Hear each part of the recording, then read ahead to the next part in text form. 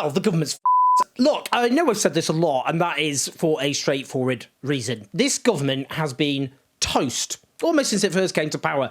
The Starmer project, just as we predicted on the left, has proved to be an unmitigated catastrophe. It has been, politically speaking, The Walking Dead for a long time, and the question's been when it will all just finally officially fall apart. Not if.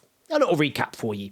Morgan McSweeney, in theory Keir Starmer's chief of staff, in practice our de facto prime minister, has been forced to resign over the appointment of Peter Mandelson, the close pal of the late paedophile Jeffrey Epstein, as of course US ambassador. And now Tim Allen, a former Tony Blair advisor who Starmer recruited as his director of communications, has also resigned.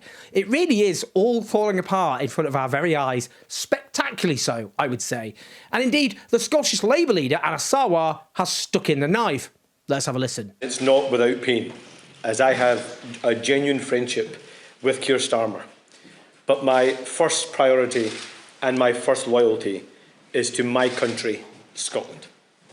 And I am not willing to sacrifice Scotland's NHS, our schools, our communities, our towns, cities, villages and islands to a third decade of an SNP government. That's why the distraction needs to end and the leadership in Downing Street has to change. Cabinet ministers and MPs have rallied around Starmer, but I'll be frank, the Prime Minister is cooked. Now, I know I told you so's are very undignified. No one likes a smug, I told you this was all going to happen, but we, the left, told you over and over again this was going to happen. And it is important that we say, we told you so, not in a smug, we want a kind of public school debating society kind of way, but because next time we should be listened to. This episode underlines what the Starmer project always was. Founded in deceit, devoid of principle or morality, driven by pursuit of power for its own sake, worshipping those with wealth, built by a pact with the worst elements in the Labour Party. Now, before we discuss that, a former advisor to Tony Blair and Gordon Brown, Theo Bertram, tweets, "It is those who supported Corbyn, many of whom now support other parties again, who are most jubilant about McSweeney's departure." To which all I have to say is, ha ha ha ha ha ha ha ha. A more eloquent response comes from Jonathan Shainin, a brilliant journalist who just founded the fascinating new magazine Equator, who says, "I can't help noticing how the people we ruthlessly purged from the party seem to be taking some pleasure in our failure." Yeah, I think that is a generous rewriting of that particular tweet, but on point. Literally, do these people have any self-awareness or shame whatsoever?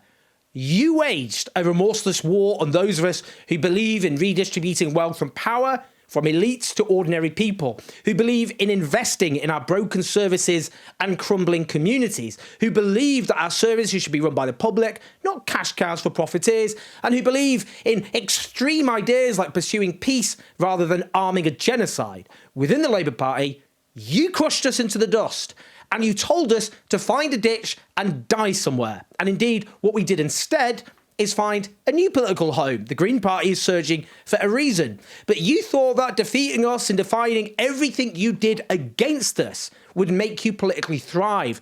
Now look at the state of you. Look at you. Look at how far you have fallen.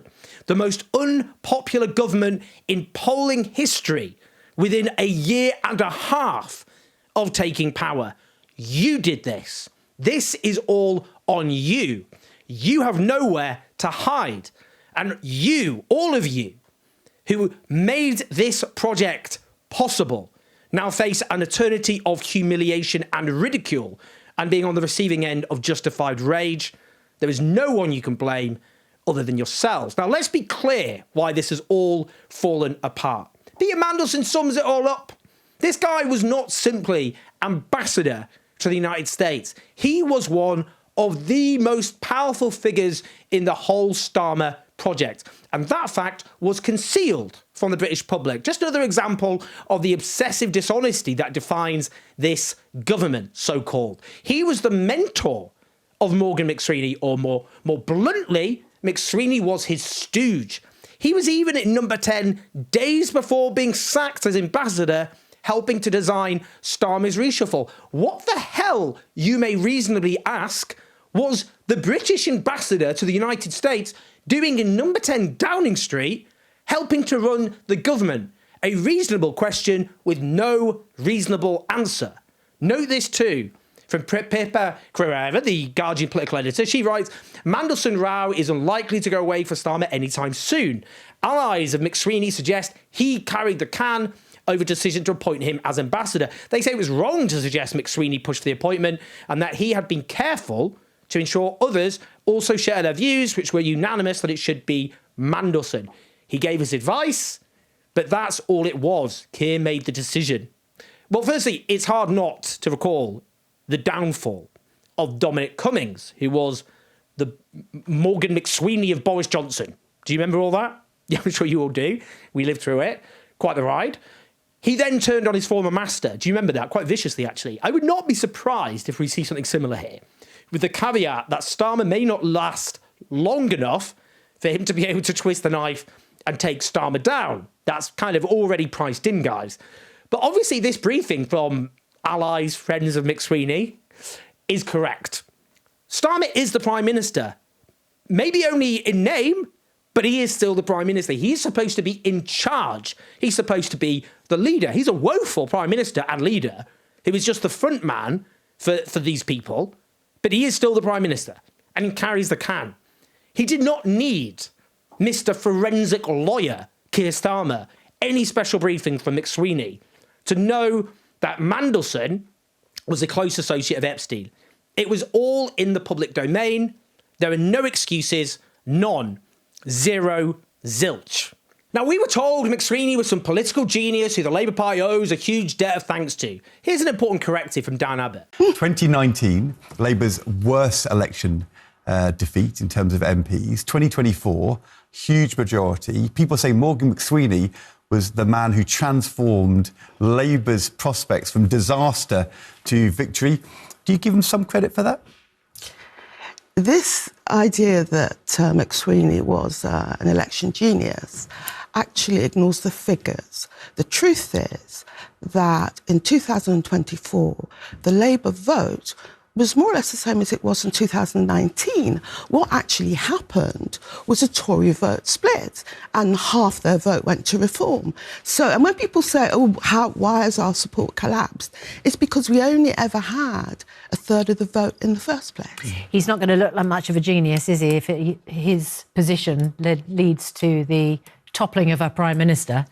Diane Abbott, thanks very much indeed. Such an important point. The last Tory government was a catastrophe. It was, until this government, the most unpopular government in democratic history. It had presided over the worst squeeze in wages in recorded history, the trashing of our public services, non-stop chaos, we could go on. The election was gifted to Labour. It was handed to Labour on a plate. Like this. It was like, look, here's your delicious main course for you to gobble. And yet Labour ended up with a share of the vote barely higher than its rout in 2019. It won fewer votes. Its share of the vote was much lower than 2017, when Labour stood on a left-wing agenda. It actually got 3 million fewer votes than in 2017. Impressive when you take into account a bigger population. The turnout was the lowest in our democratic history. That lack of enthusiasm revealed, or should have revealed, the total lack of enthusiasm for this project from the start. And Dan Abbott's absolutely right, because people go, well, he still won the election. Yes, he won the election because Reform split, or the right of centre vote was split between Reform and the Conservatives. You know, people should have gone at the time, oh my God, what? This is ridiculous. They won a third of the vote.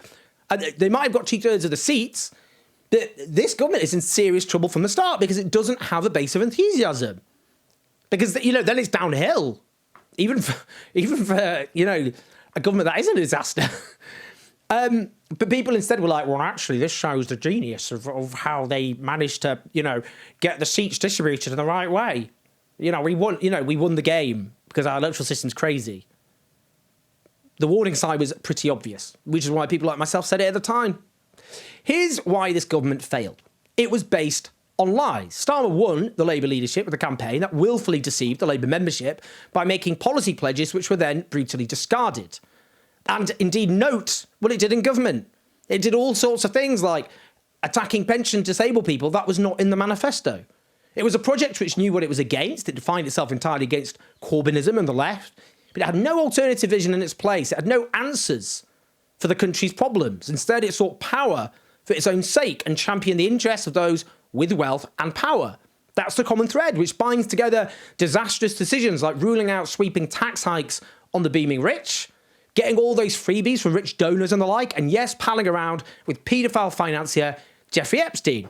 In the case of Peter Mandelson, it's just the most extreme end of that phenomenon, if you like. Now, this is not the benefit of hindsight. Those of us on the left told you this would happen. I said this back in The Guardian in 2021. There is nothing to recommend Starmer's leadership. He is, as we have seen, unprincipled. He is not honest. Where Blair and Neil Kinnock were talented orators, Starmer lacks any charisma or warmth. I added, Starmer is Labour's version of Theresa May, who was originally lauded as a serious public-spirited politician before being undone by her own cynicism and woodenness. As I said in February 2023, while Starmer's team behaves as though it's 1997, Britain's current state is more like 1974, that is, in crisis and turmoil. If a Labour government offers only tinkering around the edges of the economy and the lives of struggling households do not substantially improve, mass disillusionment may soon kick in.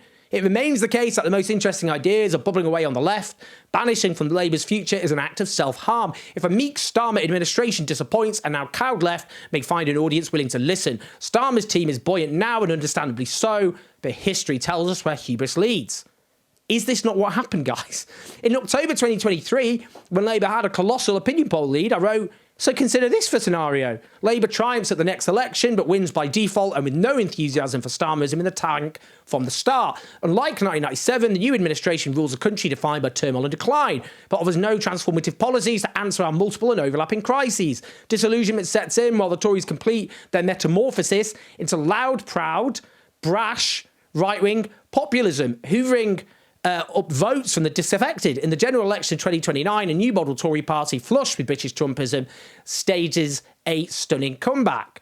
True, this is not the US. Your gut instinct may say it can't happen here, but when in the past you looked at bemused horror at their culture wars, you may have assumed they never arrived on our shores, but they did. Farage marched through Tory conference, not as a hostile outsider, but as a conquering general. His mission is not yet complete, however, and a final prize may beckon. What I got wrong was Farage formally taking over the leadership of the Conservative Party, because that's what I was suggesting. Although, given the number of Tory MPs who've joined Reform, he kind of has. But what happened instead is we got the surge of Reform, British Trumpism, under Farage, plus the Tories have themselves shifted into that terrain, and now we face the threat of a Reform Tory authoritarian right-wing government. The basic point I was making, a government with no answers to a turmoil-afflicted country would open the door to a Farageist insurgency, was correct. December 2023. I wrote, those hoping this is all one big pretense and once safely ensconced in number 10, Starmer will yell surprise and enact a new shiny progressive dawn are set to be the most disappointed. And this is now the most interesting question in British politics. When Starmer wins his decisive victory, which he will, and little changes after 2 years, what happens next? Well, actually, it was 18 months in the end. In February 2024, I said, an administration that lacks meaningful answers to domestic crises and is wedded to a toxic foreign policy will soon find itself in trouble. Look at Starmer's political equivalents in the US, Germany and Australia. They won, but swiftly became unpopular. And none who turned so comprehensively as him on their original promises. If he enjoys a honeymoon, it will be short-lived. When the election was called, this is the last one, I promise, Labour will win this election, not because there is any real enthusiasm for the party's agenda, nor any real belief in Starmer's capabilities as a leader. It will win because the Tories have set one of the lowest bars in British political history. And then when Labour's in power, enjoying so little support and enthusiasm among its natural voters, what next? Winning because people wanted to rid themselves of the incumbent party is not the same as winning because you offered a vision that voters rallied behind. I could go on. This catastrophe was predictable. And it was predicted. I'm not a genius. I'm not going to try and do myself down, for the hell of it. I'm not a genius, guys.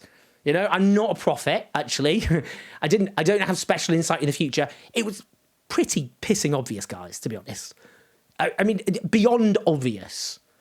For the reasons I set out. I explained why I thought it would be a disaster. And that's why it was a disaster. And again, I was reflecting what we on the left believed would happen. But our political commentariat did not predict it. because they were applauding Starmer for crushing the left and neutralising Labour as a threat to those with wealth and power. The fact it was done with deceit and cynicism and offered no vision for the country, they didn't care. As long as the left was crushed, which they saw as good politics, and Labour did not present any threat to the status quo. That's what they really cared about. And they got it. And this is what then happens. They have to be held to account. Why are they not explaining why they got it so wrong? Instead, we just see the same people who cheered Starmer on uncritically. They're now the ones on TV explaining why it's all fallen apart. It's ridiculous. This disaster has opened the door to hard right authoritarianism in the form of Farage and ever more extreme Tories, which is why we have to hope the Greens win the upcoming Gorton and Denton by-election to reset a disastrous political trajectory which this hideously catastrophic government has set us on. Please like and subscribe, leave your thoughts and your comments, help us take on the unbelievable media, which is currently literally just offering up commentators and politicians who help make all this possible as though they're sage, wise people. They didn't predict any of this. They're the ones we're supposed to listen to. Anyway, patreon.com/OwenJones84. And again, we told you so, because the left had an understanding of who these people were. We should have been listened to. Sorry, I'm angry about this, actually. To be honest, it's ridiculous, isn't it? You just spend all this time. I mean, it's like the same with Israel's genocide. Obvious what was going to happen from the beginning. You know, you just end up screaming into the void. And then in the end, those who speak out ended up even more kind of marginalised and demonised than ever. Like and subscribe, share the video. I'll speak to you in a bit.